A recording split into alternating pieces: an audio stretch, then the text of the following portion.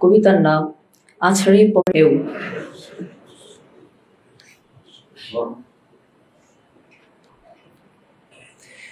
থাকে না আরশে জমিনে আসমান যাকে টানে, থাকে না আরশে জমিনে আসমান যাকে টানে। জমিনে থাকিয়া ওরে, জমিনে থাকিয়া ওরে, শুধু ঊর্ধ্বপানে থাকে না, থাকে না আরশে জমিনে আসমান যাকে টানে, থাকে না আরশে জমিনে আসমান যাকে টানে। দিকে দিকে আকর্ষণের হাজারো সামান, প্রেমিক দেখে দুই চোখে তার আসমানি আসমান। দিকে দিকে আকর্ষণের হাজারো সামান, প্রেমিক দেখে দুই চোখে তার আসমানি আসমান। জজবের বড়ি দয়া বলে ভাগ্যে যাহার জোটে, জজবের বড়ি দয়া বলে ভাগ্যে যাহার জোটে। সব ত্যাগিয়া অহর নিশি রহমান পানে ছোটে, সব ত্যাগিয়া অহর নিশি রহমান পানে ছোটে। আসো বন্ধু তাবরেজিদের ফার্মেসি খোঁজ করি, আসো খুঁজি আল্লাহ প্রাপ্তির আসমানি ওই বড়ি। আসো বন্ধু তাবরেজিদের ফার্মেসি খোঁজ করি, আসো খুঁজি আল্লাহ প্রাপ্তির আসমানি ওই বড়ি। তাকওয়া তওবা জজবের নূরে রতুল উপাদান, তাকওয়া তওবা জজবের নূরে রতুল উপাদান। জলওয়া ধন্য রুমির দোকান দিবে সে সন্ধান, জলওয়া ধন্য রুমির দোকান দিবে সে সন্ধান। পাখিরা সব পাখনা মেলে ওই আকাশে ওড়ে, ঝাপটা মেরে যায় উড়িয়া ওরা কোন সুদূরে, ঝাপটা মেরে যায় উড়িয়া ওরা কোন সুদূরে। আসো আমরা ঝাপটা মেরে ঊর্ধ্বে উড়ে যাই, আসো আমরা ঝাপটা মেরে ঊর্ধ্বে উড়ে যাই। ঝেড়ে ফেলে নফসের গলিজ মঞ্জিলে পৌঁছাই, ঝেড়ে ফেলে নফসের গলিজ মঞ্জিলে পৌঁছাই। থাকে না আরশে জমিনে আসমান যাকে টানে, থাকে না আরশে জমিনে আসমান যাকে টানে। জমিনে থাকিয়া ওরে, জমিনে থাকিয়া ওরে, শুধু ঊর্ধ্বপানে থাকে না, থাকে না আরশে জমিনে আসমান যাকে টানে, থাকে, থাকে না আরশে জমিনে আসমান যাকে টানে, থাকে না আরশে জমিনে আসমান যাকে টানে, থাকে না আরশে জমিনে আসমান যাকে টানে। মাশাআল্লাহ মাশাআল্লাহ।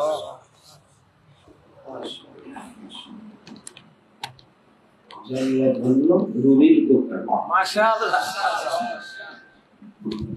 আল্লাহ পাক আল্লাহ নবী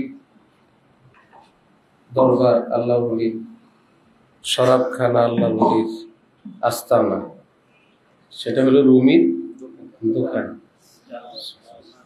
কিন্তু শর্ত হলো দোকান দিয়ে বসলে হবে না, জাল্লুয়া ধন্য হইতে হবে।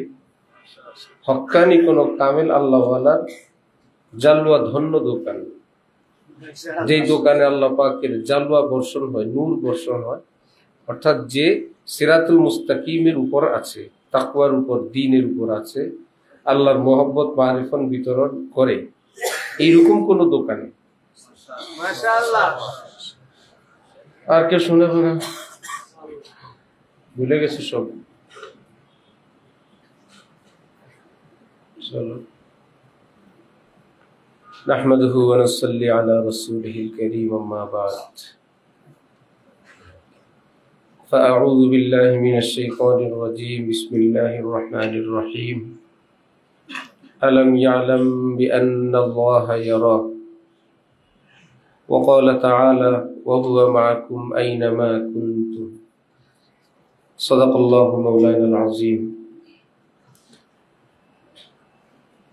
وقال رسول الله صلى الله عليه وسلم فيما يرويه عن ربه تبارك وتعالى راقب الله تجده تجاهك وقال الله سبحانه تبارك وتعالى أنا مع عبدي إذا ذكرني وتحركت بي شفتاه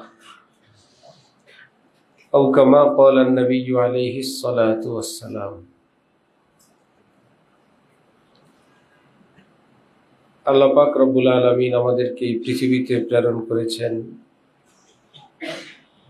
কিছুদিনের জন্য,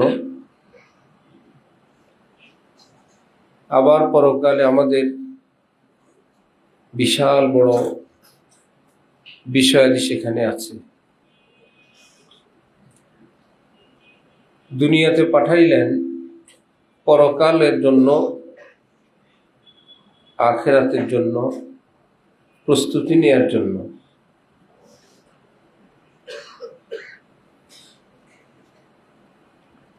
আমাদের হযরত আল্লাহ দামাত বারাকাতুহুমের এক কবিতার অংশ আছে, এই যে আল্লাহ আপনি গোপন রত্ন ছিলেন, দেখার কেউ ছিল না, নিজেই শেষে প্রকাশ করলেন। আপনাকে দেখারও কেউ নাই, চেনারও কেউ নাই, আপনি তো একাই একা। আপনার সেই গোপন রূপ সৌন্দর্য দেখার জন্য আপনি সৃষ্টি করছেন আমাদেরকে, আবার দুনিয়াতে পাঠায়া বললেন আপনি এখানে দেখা দিবেন না, এখানে হবে দেখার প্রস্তুতি।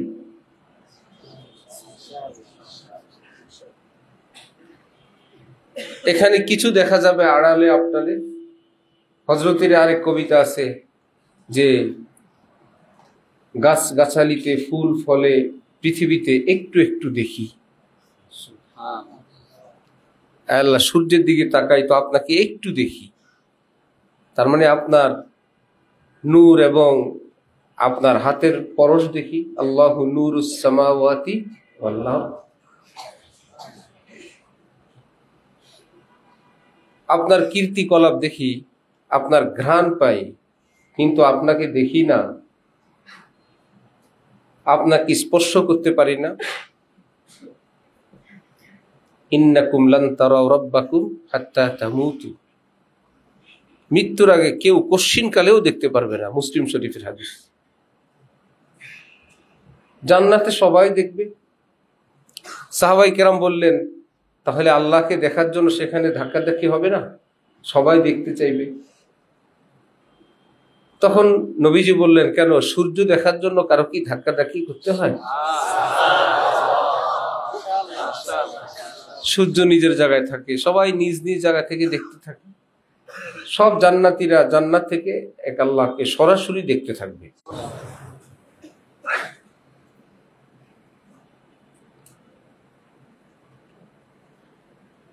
আল্লাহ কুল্লু ইনাইন ইয়াতারাশাহু বিমা ফি। বর্তনে যা থাকে বর্তন থেকে তাই পড়ে। বোতলে দুধ থাকলে দুধ পড়বে, পানি থাকলে পানি পড়বে, শরবত থাকলে শরবত। আর যদি ভিতরে পেশাব থাকে মেশকম্বর পড়বে, কি পড়বে? আছে ভিতরে তা। ইয়া আল্লাহ। হযরত ওয়ালার এক কবিতার অংশ আছে যে বৃষ্টি যখন নামে জোরে তোমার কথা মনে পড়ে, রাত দুপুরে দিন দুপুরে তোমার কথা মনে পড়ে। বৃষ্টি নামলেও তোমার কথা মনে পড়ে, দিনেও মনে পড়ে, রাতেও মনে পড়ে। চক্ষুদয় মিলিলেও একটু একটু দেখি, মুদিত নয়নেও একটু একটু দেখি। চোখ খুললেও দেখি, চোখ বন্ধ করলেও দেখি, শিশু হাসলেও দেখি, কারো কান্নার ভাজে চোখের পানিতেও আমি তোমাকে দেখি। অল্প কয়েকদিনের জন্য আল্লাহ পাক আমাদেরকে এখানে পাঠাইছেন। দুনিয়ার অপর নাম হলো ট্রানজিট, মধ্যবর্তীকালীন একটা জায়গা। আমরা কোথাও যাব, এখানে আসছি। এখান থেকে যে যেদিক যাবে, কেউ জান্নাতি টিকিট নিয়ে যাবে, কেউ জাহান্নামী টিকিট নিয়ে যাবে। একই এয়ারপোর্ট। হযরত থানবীকে কেউ বললেন, এই দুনিয়ায় থাকতে কেউ কি জানতে পারে সে জান্নাতে যাবে নাকি জাহান্নামে যাবে? হযরত থানবী বললেন, হ্যাঁ ভাই জানতে পারে। কিভাবে? হযরত বললেন যে ভাই, টিকিট, ভিসা, পাইলট, প্রস্তুতি যেই দেশের, সে তো একটা অনুমান করে আমি সেই দেশেই যাব। যার টিকিট আমেরিকার, পাইলট, বিমান, টিকিট সব আমেরিকার, সে তো জানে আল্লাহ পাক সবকিছু ঠিকঠাক রাখলে আমেরিকা যাব। তার পাশে বসা একই এয়ারপোর্টে অপরজন ভাবতেছে আমি মক্কা মুকাররমায় যাব, আমি মদিনায় যাব, ঢাকা টু মদিনা, আমার ফ্লাইট মদিনার। পাশাপাশি দুইজন দুই স্বপ্ন আঁকে, দুইজন দুই স্বপ্ন দেখে। যার প্রস্তুতি যেমন তার আশাও তেমন। ঠিক এই পৃথিবীর এয়ারপোর্ট থেকে আজরাইল আলাইহিস সালাম যখন যান কবজ করে, এই পর্যন্ত ওনার ডিউটি শেষ। তারপরেই জান্নাতি হলে জান্নাতের ফেরেশতারা, জাহান্নামী হলে জাহান্নামের ফেরেশতারা রূহটা নিয়ে যায়। যেই গ্রুপের হয় সেই গ্রুপের ফেরেশতারা নিয়ে যায়, আজরাইলের হাতে থাকে না। তাহলে এই স্টেশন থেকে দুই গ্রুপ দুই দিকে রওনা হলো। খুবই অল্প কয়েকদিনের জন্য এখানে পাঠাইছেন। আবার পৃথিবীর রং, রূপ, তামাশা, স্বাদ, মজা, আনন্দ, এটার পিছনে আবার আরেকটা সাইড রাখছেন। এ সব কিছুর লাগালাগি আরেকটা নষ্ট সাইড রাখছেন। সবকিছুর মধ্যে চোখের সামনে একটা লয়, ক্ষয়, ধ্বংস, বরবাদ দৃশ্যমান রাখছেন। এই তো সুন্দর মানুষটা, সুন্দর অবয়ব, সুন্দর আকৃতি, সুন্দর চামড়া, কিছুদিন পর একদম বুড়ো হয়ে গেল। কোমর ঝুঁককে মিসলে কামানি হুই, কই নানা হুয়া, কই নানি হুই। সেই সুদর্শন যুবক, আকর্ষণীয় চেহারা, সেই মানুষটাই এখন লাঠি ভর দিয়ে, মোটা চশমা, গালে গর্ত, বসন্তের দাগ, দাঁত শূন্য মুখ নিয়ে সেই যুবক বেচারে হাঁটছে। কই নানা হুয়া, কই নানি হুই। किसी खाकी पे मत कर खाक अपनी जिंदगानी को, जवानी कर फिदा उस पर के जिसने दी जवानी को। যে মাটি, সবই মাটি পৃথিবীর। তোমার জীবনটাকে কোনো মাটির উপরে উৎসর্গ করো না। এই রূপ মাটি, সৌন্দর্য মাটি, যৌবন মাটি, বিল্ডিং মাটি, কুরসি মাটি, যেটাকে রাখবা সব মাটি হয়ে যাবে। তুমিও মাটি, উৎসর্গ মাটির উপর। মাটি যোগ মাটি সমান সমান মাটি। আরেক বেচারা মাটি যোগ মাওলা সমান সমান মাওলাওয়ালা, আল্লাহওয়ালা, সে আর মাটি হয় না। অনেক জায়গায় দেখবা অনেক পুরাতন কবর, এর থেকে লাশ বের হয়েছে একদম অক্ষত। কোন এলাকায় নদী ভাঙছে, দুইটা কবর একদম অক্ষত, বহুদিন আগের। সব এলাকার লোকজন দেখতে আসলো, কাফনের কাপড়টাও নতুন। একজনেরটা বেশি ফকফকা, আরেকজনটা একটু ঘোলাটে। এলাকার লোকেরা বললেন বহুত নেককার দুই মানুষ ছিলেন। তো বেশ কম কেন? বললেন যার কাফনটা বেশি উজ্জ্বল, বেশি ওলি আল্লাহ ছিলেন। যার কাপড়টা একটু ঘোলাটে উনি বুজুর্গ ছিলেন, কিন্তু অপরজন বড় বুজুর্গ ছিলেন। বিভিন্ন কারণ থাকে।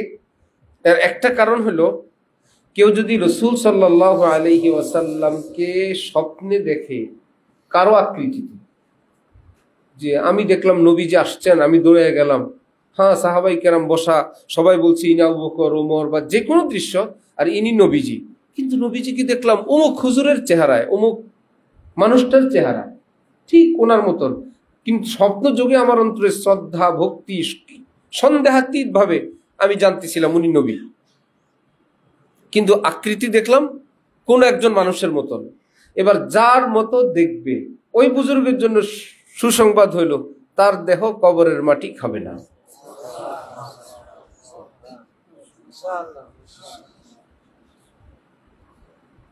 যার আকৃতিতে নবীজিকে দেখবে ওই মানুষটার জন্য একটা সুসংবাদ হইল, তার দেহ কবরের মাটি খাবে না। আরো অন্যান্য অনেক কারণ আছে।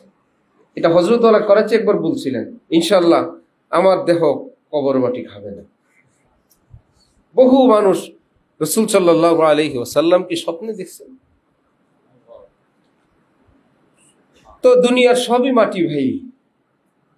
বিল্ডিং কিছুদিন থাকার পর সরকারিভাবে বসবাসের অযোগ্য ঘোষণা দেওয়া হয়, ভেঙে পড়ছে। এত সুন্দর ডিজাইন ফুলে উঠে খসে পড়ে, ফ্যাকাশে হয়, ফেটে যায়, ছাদ খসে খসে পড়ে, রড দেখা যায়, রডও থাকার উপযুক্ত না। বহু বিল্ডিং আছে, তার প্রথম দিন তেমন ছিল না। এত সুন্দর ফুল গাছ, না ফুল আছে না পাতা আছে, হয়তো গাছটাই মরে যায়। এত সুন্দর শিশুর হাসি, সেই শিশুই দাঁত উঠলো, বয়স হইল, বুড়া হইল, আর কোথায় রূপ লাবণ্য? এত সুন্দর আকর্ষণীয় নারী কোথায় গেল? সে এখন দাদি, নানি, বড় আম্মা, কেউ তার খোঁজ নিতে আসে না। রাজ্য, রাজত্ব, ধন দৌলত সবই মাটি। তো হযরত ওয়ালা कराची रहमतुल्लाह अलैह বলেন, गोबर की तश्तरी पर चांदी का वर्क है, হোয়াইট কালার কে হুসন সে ধোকা না খাইয়ে। সাপের মাথায় তো ফুল আছে, ভীষণ আকর্ষণীয় সুন্দর ফুল, কিন্তু যেহেতু বিষধর সাপ, এই ফুলের কাছে যাওয়া যাবে না ভাই। ফুল নিতে গেলে সাপ দংশন করবে। সব সুন্দরী কাছে যেতে নাই, অনেক সুন্দর আছে, বিষধর সাপ তার চেয়েও বেশি বিষাক্ত ব্যাপার। আল্লাহ পাক বলছে লা তাকরাবু, খবরদার, কাছেও যাবে না, বিষের চেয়েও বেশি ক্ষতিকর। মুহিউস-সুন্নাহ শাহ আবরারুল হক সাহেব রহমতুল্লাহ আলাইহি বলতেন, পৃথিবীতে কোনো একটা মানুষকে যদি সাপ দংশন করে, বহু মানুষ তাদেরকে দেখতে যায়, সমবেদনা জানায়, আহারে, কিন্তু বদচরিত্রের সাপ, কুদৃষ্টির সাপ, হারাম সম্পর্কের সাপ কত মানুষকে পৃথিবীতে দংশন করলো, কেউ তাদেরকে দেখতে গেল না। ধ্বংস হয়ে গেছে, কেউ দেখতেও আসে নাই। বরবাদ হয়ে গেছে, কেউ দেখতে আসে নাই। হযরত ওই টিভি ডিশের বক্সের নাম রাখছেন সাপের বক্স, যে এই সাপে কত দংশন করলো, কত মানুষকে মারলো, দিন ইমান হারাইলো কত মানুষ, কেউ তাদেরকে দেখতে আসলো না। তাহলে এই পৃথিবীতে আল্লাহ আমাদেরকে পাঠানোর পর কিছু নীতিমালা দুনিয়ার জন্য, কিছু নীতিমালা আখিরাতের জন্য আল্লাহ পাক দিলেন, যার নাম ইসলাম, যার নাম শরীয়ত। আবার দুনিয়াওয়ালারা রাষ্ট্রীয় কিছু নিয়ম কানুন করেন। যারা পরকালের বিশ্বাসী না, ইমান নাই, কিংবা ইমান দুর্বল, তারা মনে করে দুনিয়ার রীতিনীতি লক্ষ্য করে, ফলো করে আমি যদি বেঁচে যাই সাকসেস, আমাকে কেউ দেখলো না, ধরা পড়লাম না, আমি এভাবেই সবকিছু প্রস্তুত করলাম। কিন্তু যার ইমান আছে সেই বেচারা আরেকটা জায়গায় আটকা পড়ে যায়, जो करता है तू छुप के अहले जहां से, कोई देखता है तुझे। হাজার সুযোগ ছিল তার, কিন্তু ঈমান এবং আসমানি নীতিমালা হাজার অন্যায়, অনাচার, লোভ, লালসা, স্বার্থ থেকে তাকে বিরত রাখে, যে আমার আল্লাহ তো আছেন, আমার তো পরকাল আছে, আমার তো হিসাব দিতে হবে, আমার কি হবে। তো মানুষ নামাজ সারাদিন পড়ে না, রোজা 24 ঘন্টা রাখে না, তেলাওয়াতও এত করতে পারে না, জিকিরও করতে পারবে না, কি নিয়ে থাকবে সে? একজন মুমিন আল্লাহ পাকের খুশির তালাশ, আল্লাহ পাকের ভয়, আল্লাহ পাকের খুশি। আল্লাহ পাক খুশি আছেন তো? আমি কোনো গুনায় লিপ্ত তো না, না কোই রাহ পা যায়, না কোই গায়ের আ যায়, হারিমে দিল কা আহমদ আপনি হরদম পাশে বা রেহনা, যে আমার থেকে কোনো ভুল হচ্ছে না তো, এটা হলো মনুষ্যত্বের জীবনের বৈশিষ্ট্য। নামাজের সময় নামাজ, রোজার সময় রোজা, বন্দিগি, হজ, উমরা, দান, সদকা, বাকি টাইম ছুটি। আরেক বেচারা 24 ঘন্টা যতক্ষণ সজাগ সচেতন জ্ঞান আছে, যাই করুক আর না করুক, আমি শরীয়তের খেলাফ তো চললাম না। মুহিউসুন্নাহ শাহ আবরারুল হক সাহেব রহমতুল্লাহ আলাই অসুস্থ, ওনাকে অ্যাম্বুলেন্সে উঠানো হলো বা গাড়িতে উঠানো হলো, হসপিটালে নিবেন। অসুস্থ রোগী হঠাৎ বললেন আমি যাব না হসপিটালে। কে আমার পায়ের থেকে স্যান্ডেল খুলছে? কে? কোন পায়ের স্যান্ডেল আগে খোলা সুন্নত? রোগীর পায়ের থেকে কেউ ঝটপট স্যান্ডেল খুলে ফেলছে, আগে কোনটা খুলতে হয়? বাম। খোলার সময় আগে কোন পা? বাম পা। তো কেউ খুলছে বেচারা রোগীর পায়ের স্যান্ডেল, সেখানে উল্টা হয়ে গেছে, ওনার রাডারে ধরা পড়ছে। এভাবে আমি যাব না। আর বকাঝোকা যে যেই সফরের শুরুই সুন্নতের খেলাফ দিয়ে, সেখানে কি আল্লাহর রহমত থাকে? হসপিটাল ডাক্তার কি সুস্থ করবে? করবেন তো আল্লাহ। রওনাই করলে তোমরা সুন্নতের খেলাফ। জলদি জলদি হজরতকে আবার পরায় দেওয়া হলো, এর মধ্যে বকার মধ্যেই ডান পা পরায় দিল, তারপরে বাম পা। কিছুক্ষণ পর বাম পা আগে খুললো, ডান পা খুলে ফেললো, এইবার আবার ঠান্ডা হয়ে গেলেন। ভাই যা করার দরকার ছিল হয়েছে। বললেন হ্যাঁ ভাই, जो काम करो सुन्नत के मुआफिक करो, इसी में रहमत है। सुबहानाल्लाह। ভাই আল্লাহর রহমত, এই যে ভিতরে একটা অনুভূতি, এটা লোক দেখানো জীবন ওলার হবে না, এটা পার্ট টাইম বুজুর্গের হবে না। পার্ট টাইম বুজুর্গ, এরকম পার্ট টাইম কেউ স্ত্রী হয়? পার্ট টাইম স্ত্রী, বরং অল টাইম। যে একবার কবুল বলে, বিদেশ গেলে ওখান থেকে শাসাইতে থাকে, বেড়াইতে যেতে দেব না, অনুষ্ঠান না যাইতে পারবে না। আরে বাবা তুমি বিদেশ না, যেখানে আছো তুমি আমার স্ত্রী। কবুল বলছে কেবল। কবুল বলার কারণে কি অধিকার? ওখান থেকে না করে এখানে ঘরে বসে কান্না করে। নিষেধ করছে বাপের বাড়ি যেতে পারবো না, অমুক বিয়েতে অমুক অনুষ্ঠানে যাইতে দিবে না, স্বামী না করছে। কয়েকদিনের ভালোবাসার সম্পর্ক, স্বামী স্ত্রীর সম্পর্কের হক যদি এরকম মনে করে যে আমি যেখানেই থাকি আর তুমি যেখানেই থাকো, আমার হুকুম তোমার উপর অলঙ্ঘনীয়, তা মানতেই হবে, তাহলে জগৎ স্বামী আমাদের মহান আল্লাহ, তার অধিকার আমাদের উপর কত বেশি, কত বড়।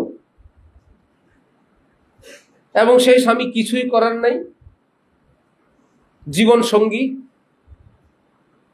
না সুস্থ করতে পারে, না একটু নিঃশ্বাসের বাতাস দিতে পারে, না এক ফোঁটা পানি সৃষ্টি করতে পারে, না এক দানা খাবার সৃষ্টি করতে পারে। মহান আল্লাহ তো সব করতে থাকেন, যে আমার হাতে তোমার সব। আল্লাহ আমাদেরকে আল্লাহ পাকের ভয়, আল্লাহর মোহাব্বত হাসিল করার তৌফিক দান করেন। ঈমানের হাকিকত হলো দুইটা জিনিস, একটা হলো আশাও জাগে, আর একটা হলো ভয়ও লাগে। এই দুইটা মিলে হলো কি? নিরাশ হওয়া কুফরি। আমার মাপ নাই, এটা কি সওয়াবের কাজ না গুনাহের কথা? কঠিন গুনাহ। আর নিশ্চিত মাপ আমি পাবই, এটাও গুনাহ। আশা করা যায়, নিশ্চিত ফতোয়া কারো কাছে নেই। এজন্য হযরত ওমর বলতেন, কিয়ামতে যদি আমি শুনি সব লোককে আল্লাহ পাক মাফ করে দিবেন, এক ব্যক্তিকে শাস্তি দিবেন, আমার ভয় হয়, মনে হয় সেটা আমি, মনে হয় ওমর ধরা খাবে। আবার আল্লাহ পাকের রহমতের দিকে যদি তাকাই, আগেরটা হলো আযাব গজবের দিকে তাকাইলে মনে হয়, রহমতের দিকে তাকাইলে যদি মনে হয় যে আল্লাহ পাক কিয়ামতে সব মানুষকে শাস্তি দিবেন, একটা মানুষকে আল্লাহ পাক মাফ করবেন, মনে হয় আল্লাহ আমাকে মাফ করে দিবেন। দুইটার সমন্বয় কি ঈমান। তো যার মনে এই দৌলত অর্জন হয়, बताओ मैं ये मिलती है कहाँ से, ये मिलती है खुदा के आशिकों से। सुभान अल्लाह। दुआओं से और उनकी सोहबतों से। তাদের দোয়া, তাদের সান্নিধ্য, তাদের তাওয়াজ্জুহ, আর না হলে কিছু মাসআলা মাসাইল, কিছু ফতোয়া ফারায়েজ, কিছু বিতর্ক, কিছু নলেজ, কিছু আইডিয়া। যেমন বর্তমানে ইউটিউব, ফেসবুক, বই পুস্তক ইত্যাদি থেকে মুসলমানরা এখন অনেক কিছু জানে। যেই হুজুর যে ওয়াজ করতে যায়, জনগণ অর্ধেকের বেশি জানে ওই ওয়াজ। ওনাদের এই ওয়াজ মোতালা হয়ে গেছে অনেক আগেই। তাহলে আর কি করবেন? ওয়াজ তো হয়েই গেছে। হাকিমুল উম্মত থানভী বলেন, আল্লাহ ওয়ালাদের কাছে ওয়াজ শিখতে যাবে না, নতুন নতুন তথ্য আর নলেজ অর্জন করতে যাবে না, বরং কাইফিয়াতে কল, ওনার অন্তরে আল্লাহর মহব্বতের যে আগুন, ওই আগুনের একটু তাপ আনতে যাবে।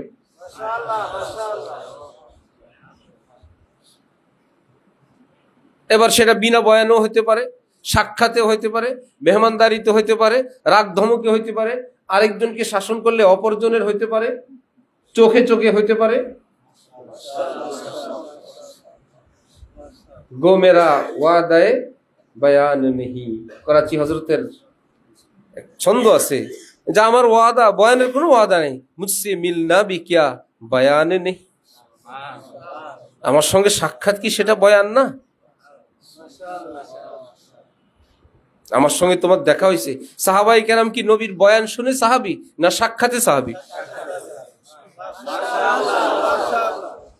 যে নবীজির বয়ান শুনে সাহাবি হয়ে গেছে, মাসালা শিখে না, শুধু একটু কাছে গেছে, তিনি দেখছেন কিংবা নবীজি দেখছে, সাহাবি হয়ে গেছে। এর থেকেই বুঝো সোহবতের পাওয়ার, এর দ্বারা বয়ান জরুরি না।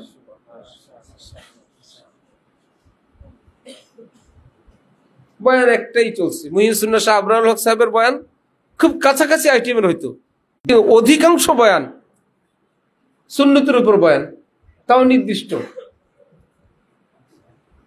কিন্তু মানুষ আর মানুষ, খতিব ওবায়দুল হক জালালাবাদীর মতো মানুষ হজরতকে বলতেছিলেন কোন বয়ানের এক ফাঁকে, হজরত থোড়া দুধ পি লিজিয়ে। আর মৌলানা बैठिए, जो दूध मैं पिला रहा हूं वो पी लीजिए।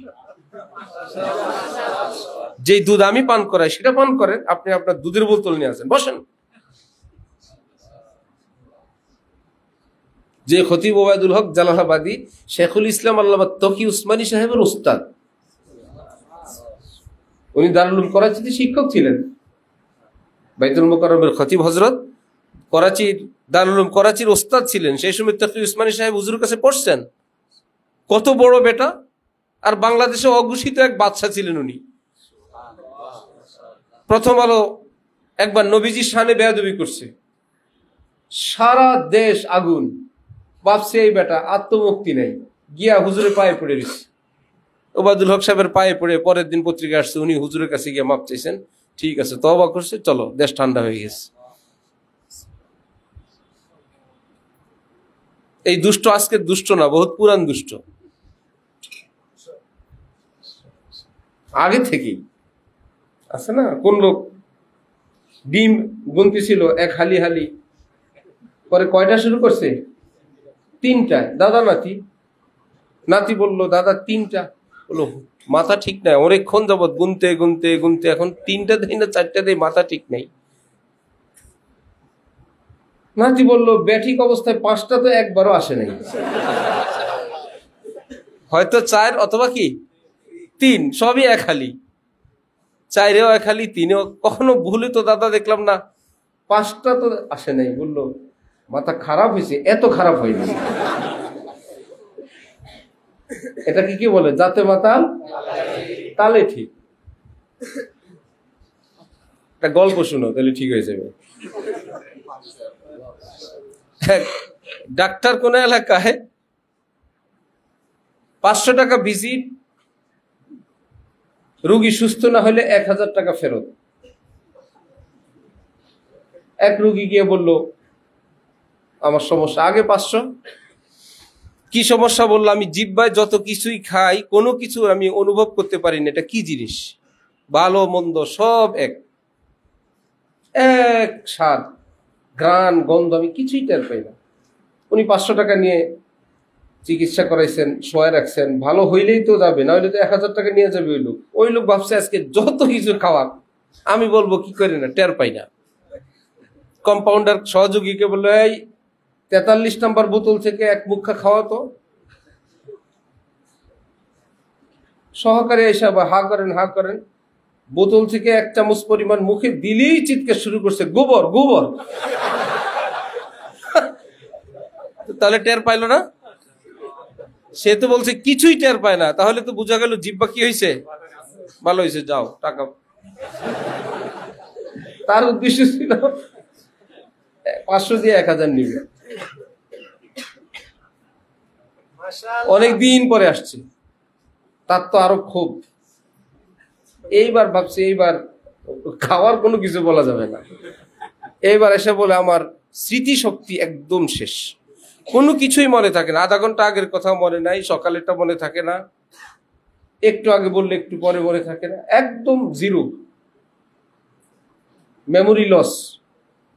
ঠিক আছে, একই 500 টাকা দেন, 500। সব চিকিৎসার পরে বলল যে কি অবস্থা, আপনার এখানে আসছি, কি হয়েছে না হয়েছে তাও ভুলে গেছি। ঠিক আছে, কোথায় সহকারী, 43 নম্বর বোতল থেকে একটু খাওয়াও তো। বললো স্যার মাপ চাই, এটা তো গোবর। কত আগের কথা মনে আছে? বললো একটু আগে মনে থাকে না, এত আগের 43 মনে আছে, তাহলে স্মৃতিশক্তি ভালো হয়ে গেছে না? যাও যাও।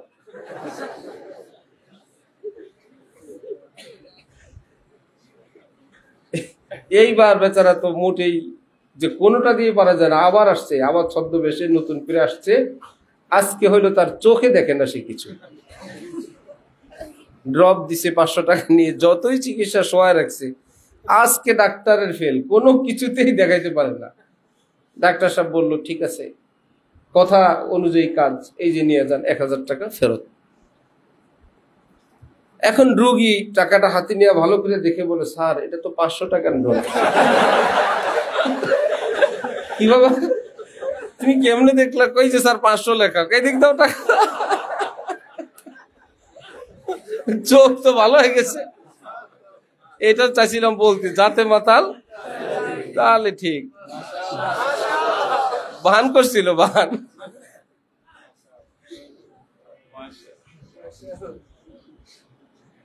আরেকটা তর্জমা হলো কি, অতি চালাকের, সবাই তো জানো তোমরা কবিতা টবিতা, অতি চালাকের গলায় দড়ি। এরকম আরেক দুষ্ট ডাক্তারের কাছে ফি কম দেওয়ার জন্য পুরান রোগী সাজছে। ডাক্তার বলল আগের প্রেসক্রিপশন, শব্দ কি? ফেক্সিশন। কি? প্রেসক্রিপশন। শব্দটা কি? প্রেসক্রিপশন। ঠিক আছে, ফেক্সিশন আরো যা আছে তা আছে।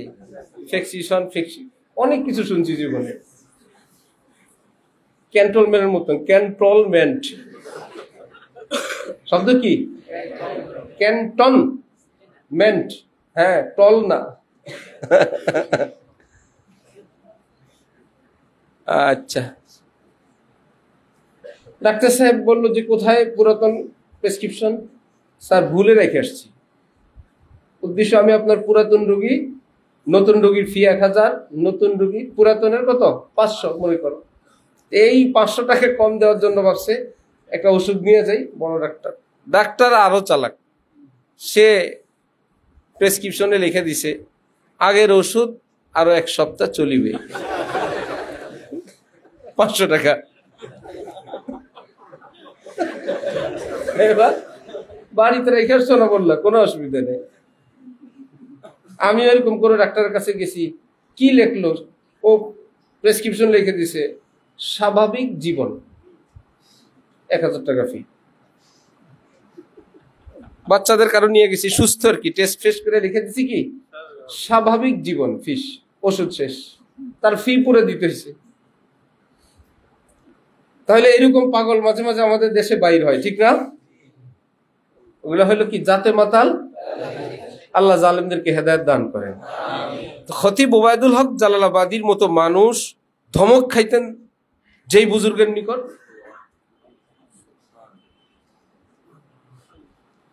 আমাদের হযরত আল্লাহ কয়েকদিন আগে শুনাইছেন, কোন এক বিষয়ে উনি খেপছেন, শাহ আবরাল হক সাহেব রহমতুল্লাহ আলাইহি, যে যেদিক পারে ছোটাছুটি করতেছে।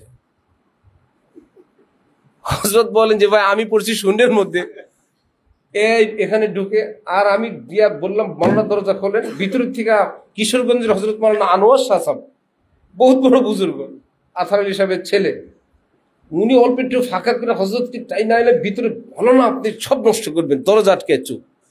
যাত্রাবাড়ি হুজুরের খবর নাই, লাপাত্তা। কি বুঝো এবার, এত খেপছেন। পরে যখন স্বাভাবিক হয়েছে, হযরত আল্লাহ যাত্রাবাড়ি হযরত কি জিজ্ঞেস করছেন, আপনি কই গেছেন? কারে আমার কথা, আমি পড়ছি আরেক বিপদে, তাল না পায়া রুম মনে করে ঢুকছি, হযরতের রুমের বাথরুমে। একটু পরে হযরত এসে গেছে রুমে, সবাই বকা জকা শেষ, রুমে আছেন, আমি বাথরুমে, আমি শুনতেছি। এখন যদি ঢুকতে চাই,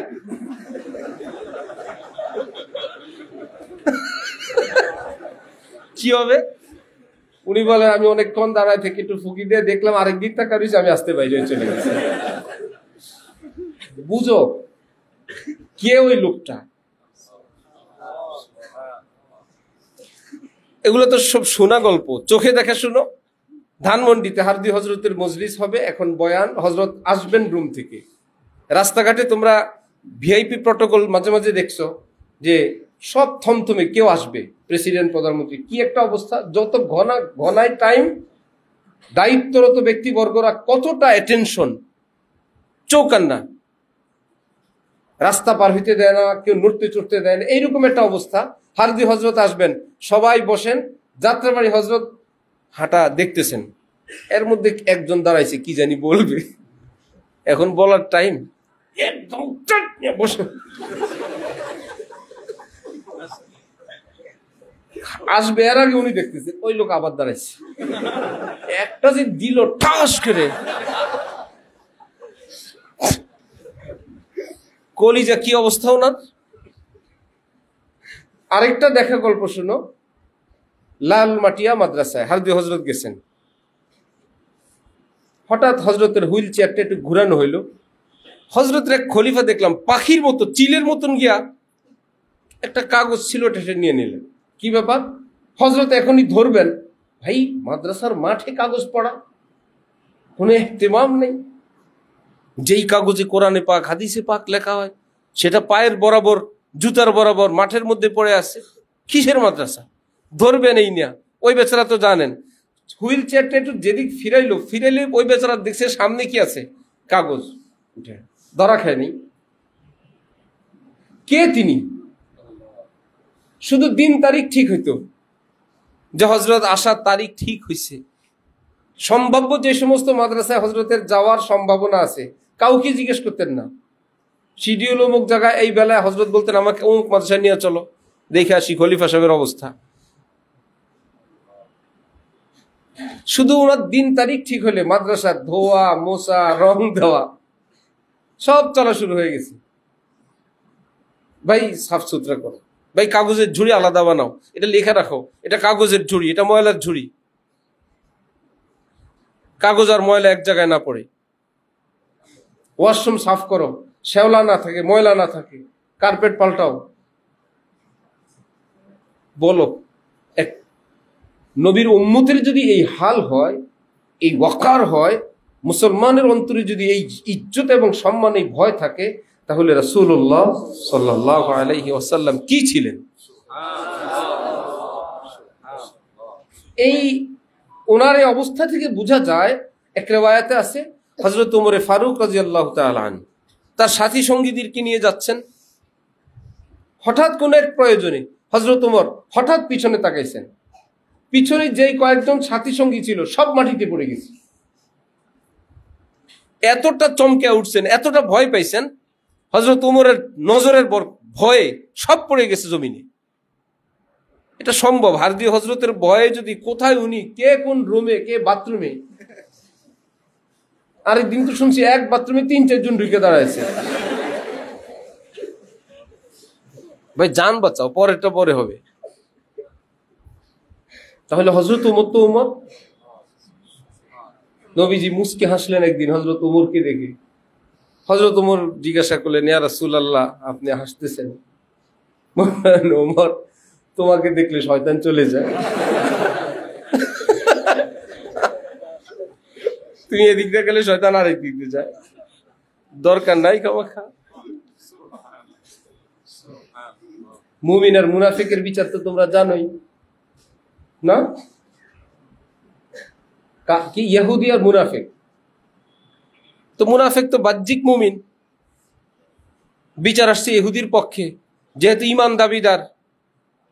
সেই বেচারা ভাবলো যে নবীজি নরম দিলের মানুষ, বিচার করে দিছেন। হযরত ওমর তো ইহুদির শত্রু, ওনার কাছে গিয়ে যদি আমি নামধারী মুসলমান বলি, সে ইহুদি আর আমি মুসলমান, আমাদের মধ্যে একটু বিচারটা করে দেন। অবশ্যই আমার পক্ষে বিচার আসবে। বিচার কি, কে বিচার চাইতে আসছে সে অনুযায়ী বিচার, না বাস্তব অনুযায়ী? ইহুদি পাইলে ইহুদি, এখানে মুমিন আর কাফেরের কি, এখানে সন্তান আর দুশ্মন কি, হক তো হক। মুনাফিক তো মুনাফিক। ওই শয়তান ভাবছিল যে হযরত ওমর ইহুদির নাম শুনলেই তো তার নাম লাল দাগ দিয়ে, আপনাদের নবীর দরবারে উনি তো একটা ফয়সালা করে দিচ্ছেন। অপরটাকে জিজ্ঞাসা করছেন, গেছিলা? জি। বিচার হয়েছিল একটা? জি। ঠিক আছে, দাঁড়াও। একটু পরে আসছেন, হা কাযা আখজি মান লাম ইয়ারজা বিকাযাই রাসূলিল্লাহি সাল্লাল্লাহু আলাইহি ওয়াসাল্লাম। তরবারি দিয়া মুনাফিক দুই টুকরা করে বললেন, নবীর ফয়সালা যে মানে না, তার ফয়সালা আমি ওমর এইভাবে করি।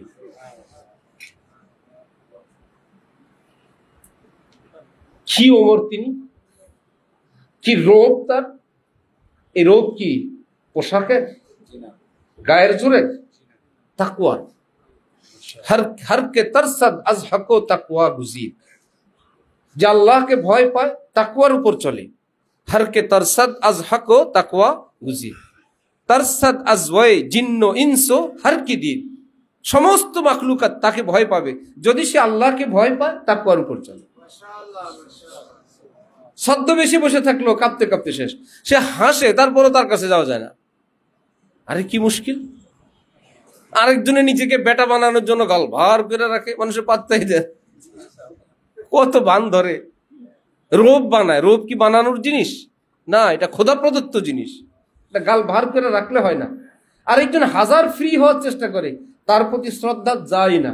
আরেকজন নিজের প্রতি শ্রদ্ধা ভক্তি সৃষ্টি করার হাজার চেষ্টা করে, কিন্তু সে আল্লাহকে ভয় করে না, তাকওয়ার উপর চলে না। মানুষের অন্তরে তার কোনো শ্রদ্ধা আসে না।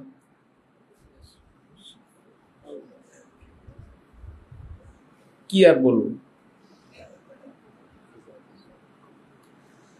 আল্লাহ, তাহলে যেটা আমাদের কাজ, আমার ভাই, নামাজ সারাদিন না, রোজা সারাদিন না, তসবিহ তাহলিল জিকির করা যায় না। নাম্বার 2, পুলিশ জনে জনের পিছনে থাকবে না, আদালত সবার ঘরে থাকবে না। কিছু নীতি নৈতিকতা যদি থাকে, এই মানুষটা দুনিয়ার নীতিগুলো যেমন রক্ষা করবে, আল্লাহর ভয় যদি থাকে, আল্লাহর মোহাব্বত যদি থাকে, সে যেখানেই থাকবে। মাই জাহা ভি রাহু জিস ফিজা মে রাহু, আল্লাহ আমি পৃথিবীর যেখানেই যে প্রান্তেই থাকি, মেরা তাকওয়া হামেশা সালামত রহে। আমার তাকওয়া যেন নিরাপদ থাকে, আপনার সঙ্গে সম্পর্ক যেন অটুট থাকে, সুন্দর থাকে। আল্লাহ পাক আমাদের সকলকে সেই নূরানি জিন্দেগি অর্জন করার তৌফিক দান করেন। ওয়া আখিরু দাওয়ানা আলহামদুলিল্লাহি রাব্বিল আলামিন।